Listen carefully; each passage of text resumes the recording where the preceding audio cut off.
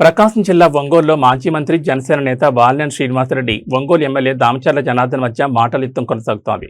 తనపై ఎమ్మెల్యే దామచర్ల చేసిన వ్యాఖ్యలకు బాలినేని తీవ్రస్థాయిలో స్పందించారు. తాను చేసిన ఆరోపణలకు సమాధానం చెప్పకుండా వ్యక్తిగత విమర్శలకు దిగుతున్నారని మండిపడ్డారు. గతంలో ప్రస్తుతం జరిగిన అవినీతిపై సీఎం చంద్రబాబుతో విచారణ చేయించారని దామచర్లకు సవాల్ విసిరారు. మున్సిపాలిటీలో అవినీతి జరిగిందని ఆరోపణలు వచ్చిన నేపథ్యంలో పలువురు అధికారులు సస్పెండ్ అయిన అంశంపై ఎమ్మెల్యే ఎందుకు స్పందించడం లేదో చెప్పాలన్నారు.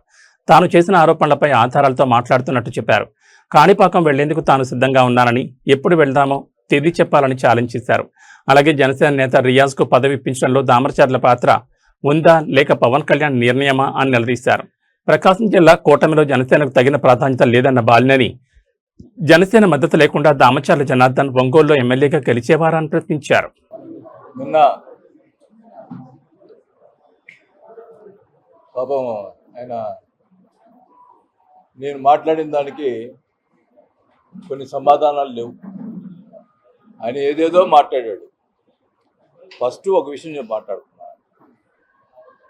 వయసులో పెద్దోడు అంటున్నావు.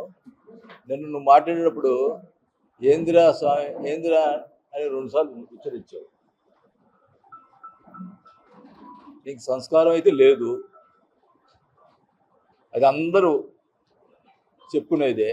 ఒంగోలు ప్రకాశం ప్రజలు నీ సంస్కారం నీ విజ్ఞతగా వదిలేస్తున్నా. నన్ను రా అని సంబోధించే పరిస్థితున్నప్పుడు నీ విజ్ఞతకే వదిలేస్తున్నా.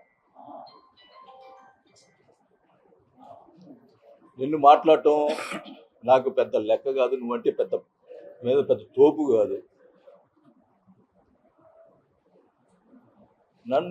ఈయన నన్ను మా అబ్బాయిని లోపలేపించాడు అంట జనసేన జరిగితే. నువ్వే నన్ను లోపలేసే పెట్టుకో, నువ్వు అధికారులు నన్ను కేసులు పెట్టుకో. నిన్ను ఎవరు లెక్క చేస్తాడా స్వామి? ఇవన్నీ ఏం మాట్లాడుతున్నావు నువ్వు? ఏంది లోపలేపిస్తా? నేను పెద్ద మగోడువే నువ్వు? మా చేత కదా ఎందే నువ్వు లోపలేపించేది? పద్ధతి మాట్లాడటం పద్ధతిని నేర్చుకో. ఏదో లోపలేపించాడు, నేను లోపలేసావు. మేము ఏం తప్పులు చేసావు? నువ్వు చేసావు ఇప్పుడు తప్పులన్నీ. నిన్న మాట్లాడుతున్నావు. నేను ఈ విషయాలన్నీ చంద్రబాబు నాయుడు గారికి, లోకేష్ గారికి, కళ్యాణ్ గారికి చెప్తానని అన్నావు. ఓకే, నువ్వు మగోడు అయితే ఛాలెంజ్ చేస్తున్నావు. నువ్వు మగోడు అయితే నేను చేసినప్పుడు జరిగిన ఈ విషయాలు, ఇప్పుడు ఈ 2 సంవత్సరాల్లో జరిగిన విషయాలు ఎంక్వైరీ ఏమని చెప్పి నువ్వు చంద్రబాబు నాయుడు గారికి చెప్పాలా. నేను కళ్యాణ్ గారికి చెప్తా, మా మీద ఎంక్వైరీ పెట్టించండి. ఈ ఛాలెంజ్ నువ్వు స్వీకరించాలా. నువ్వు నిజంగా నీతిమంతుడు అయితే ఈ ఛాలెంజ్కి నువ్వు మాట్లాడు. నువ్వు చంద్రబాబు నాయుడు గారి చేత ఎంక్వైరీ చేయించు.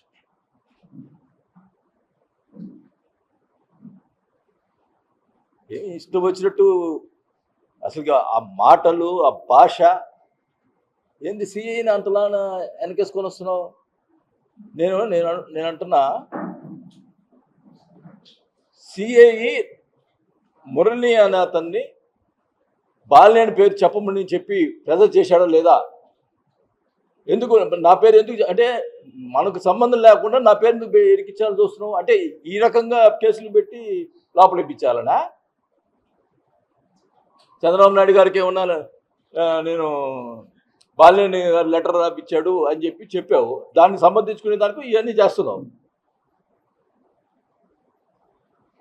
అంత నీచమైన నేను 20-30 సంవత్సరాల నుంచి 5 సార్లు ఎమ్మెల్యే. నేను ఎప్పుడు అదేంటే 5 సార్లు ఎమ్మెల్యే ఏం చేశాడు అని మాట్లాడతాడు. నువ్వేం చేసావయ్యా? రోడ్ల మీద రోడ్లు కాలువలు వేసి 2 గుర్రాలు అది పెట్టాడు, ఏదో ఏనుగులు. అవి కూడా ఎవరో స్పాన్సర్లు. అసలు మున్సిపాలిటీ 8.5 కోట్ల డబ్బులు మిస్ అయింది. ఎక్కడ పోయిందని చెప్పు. ఆఫీసర్ సస్పెండ్, దాని గురించి మాట్లాడవు. ఏమైంది? ఆఫీసర్లు సస్పెండ్ అయ్యారు. సస్పెండ్ అయింది, ఆ డబ్బులు ఏమైనాయి? వాళ్ళ దగ్గర కొని వాళ్ళు తీసుకుంటే వాళ్ళ దగ్గర రికవర్ చేయించాలా? అది రికవర్ చేయలేదు. దాని గురించి మాట్లాడవు. బియ్యం గురించి మాట్లాడవు. పేదల బియ్యం నువ్వు మీ కార్యకర్తలు స్టోర్కి ఇచ్చి మళ్ళీ వాళ్ళ దగ్గరికి డబ్బులు గుంజుకుంటున్నావు. తెలుగు కార్యకర్తలకు స్టోర్లు ఇచ్చి వాళ్ళ దగ్గర గుంజుకుంటున్నావు. జనసేనకి ఒక స్టోర్ ఇచ్చావు. అంటే జనసేనకి నేను అది చేశాను అంటున్నావు. రియాజ్కి ఇది కూడా చైర్మన్ ఇచ్చానన్నావు. ఈ విషయంలో నేను అడుగుతున్నా, నువ్వు ఇప్పించావా రియాజ్కి కళ్యాణ్ గారు ఇప్పించారా? ఆ రియాజే చెప్పాలా. ప్రెస్ మీట్ పెట్టి రియాజ్ గారు కళ్యాణ్ గారు ఇప్పించారా లేకపోతే జనార్దన్ ఇప్పించారా రియాజ్ చెప్పమని.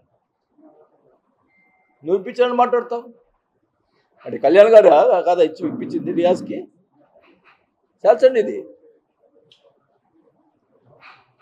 కాణిపాకు మీద కొట్టున్నావు కదా, నేను స్టికాన్ అయి ఉన్నా. నిన్న నేను మాట్లాడిన విషయాల్లో అన్నింటిలో నేను స్టికాన్ అయి ఉన్నా. రెడీ, ఏ రోజు పదరా కాణిపాకంకి. నేను స్టికాన్ అయి ఉన్నా. నువ్వు దమ్ముంటే రా, చూసుకుందాం. కాణిపాకం ఉన్న కొంతమంది వాళ్ళతోటి పాటు ఉన్న టీడీపీ మనదాకా ఉన్న వాళ్ళు కొంతమంది నా దగ్గర చేరిన వాళ్ళు చెప్తున్నారు, సార్ మీరు ఒట్టేమని చెప్తారు, అతను మాట్లాడితే ఊరిని ఒట్టేస్తాడండి అని అంటున్నారు. మళ్ళీ అది ఒట్టేసి మళ్ళా అట కూడా చేస్తాడంట అతను. వాళ్ళే చెప్తున్నారు నాకు. నిన్న నిజంగా చెప్తున్నా, టీడీపీ కార్యకర్తలు నిన్న ఫోన్ చేసి నాకు హర్షం వ్యక్తం చేస్తున్నారు. సార్ ఎవరు మాట్లాడలేకపోయారు, మీరు మాట్లాడారు. ఇది వాస్తవం. మీ పక్కన వాళ్ళే నవ్వుకుంటున్నారు నువ్వు చేసే శాస్త్రం. నేను ఇదే చెప్తా ఉన్నా, నువ్వు ఛాలెంజ్ చేసి అడుగుతున్నా. నువ్వు చంద్రబాబు నాయుడు గారికి నా మీద కానీ నీ మీద కానీ ఎంక్వైరీ ఒప్పుకో. నేను కళ్యాణ్ గారికి కూడా చెప్తాను ఎంక్వైరీ. నేను పగలు రాత్రి కష్టపడి పనిచేస్తున్నాను, అభివృద్ధి చేస్తున్నాను అని మాట్లాడుతున్నావు. రాత్రిపూట నువ్వు చేసేది ఏందయ్యా? మాట్లాడితే నువ్వు ఉండి ప్యాకెట్ ఇక్కడ ఆడుకో అని నన్ను అంటావు. నువ్వు రాత్రిపూట 3 గంటల దాకా ఈ సిటీలో ఉన్నటువంటి ల్యాండ్ గ్రాబ్లు వాళ్ళు బెదిరిస్తూ కూర్చొని మందు తాగుతా, తెల్లారి 3 దాకా మందు తాగుతావు నువ్వు.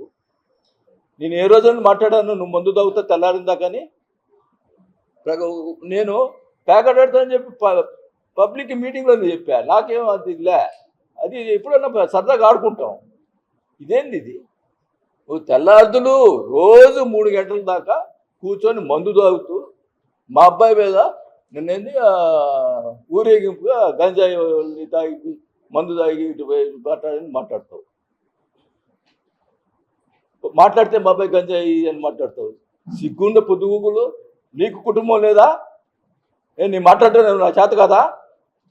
మీ వాళ్ళు ఏం చేస్తున్నారో తెలీదా?